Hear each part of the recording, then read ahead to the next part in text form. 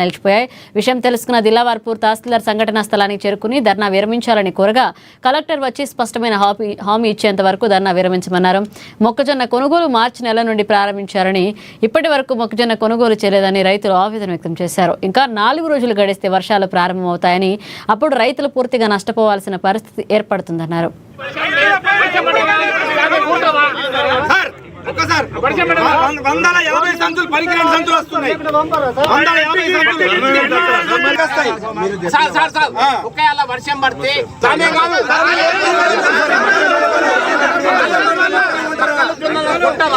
పడితే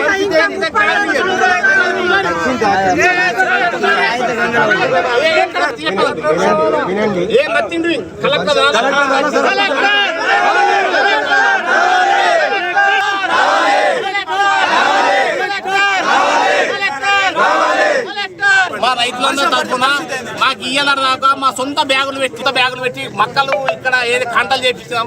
కనీసం lorry తీయకచ్చు. మార్చికెళ్ళి start అయిన మొక్కలు ఇయ్యాలన్నాక మార్చి పోయింది, మార్చి పోయింది, ఏప్రిల్ పోయింది, మే వచ్చింది. ఇంకా వాళ్ళైతే వర్షాలు వస్తాయి. మేము మొక్కలు ఎప్పుడు అమ్మాలా, జొన్నలు ఎప్పుడు అమ్మాలా, ధాన్యాన్ని ఎప్పుడు అమ్మాలా, పరిస్థితి ఎవరికి చెప్పాలా? కనీసం ఇది పండించిన పండైతే కొనాలి కదా. ఇది భారతాన్ని పైలు ఇస్తాడా? భారతాన్ని దిక్కు దివాళి లేకుండా పోయింది. దయచేసి మేము ఏదో రాజకీయాలకు లబ్ధి కోసం కాదు, మేము ప్రజల పక్షాన ఇక్కడ రైతుల బాధ అని చెప్పుకుంటున్నాం. అంటే అందుకోసం అంటున్నాం. కలెక్టర్ వచ్చి మాకు డిఎం వచ్చి మా ధాన్యం ఎప్పటిదాకా కొట్టదు, ఎప్పటిదాకా అయిపోతుందో చెప్పాలా. కానీ మేము వచ్చేసి చెప్పేసేది మీరు లేచిపోయిందంటే మేము తమాషా కోసం వచ్చాము. మేము దయచేసి చెప్తున్నాం.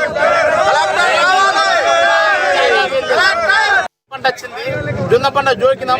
ఇవాళ దాకా కాంటల ముడతాను లేదు, కాంటల ముడత దిక్కు తీయాలి లేదు. ఇవాళ పొద్దున మేము మక్కలు ఎప్పుడు అమ్మలు, జొన్నలు ఎప్పుడు అమ్ముడు, అట్లు ఎప్పుడు అమ్ముడు. మా పరిస్థితి ఎవరికి చెప్పాలా? మరి జోకితేనే మా డబ్బులు వచ్చేది. జోకిన దానికి పైసలు దిక్కు తీయాలి లేవు. ఏం మా పరిస్థితి పట్టించుకోడు. అందుకే కలెక్టర్ వచ్చి చెప్పాలా. కలెక్టర్ వచ్చి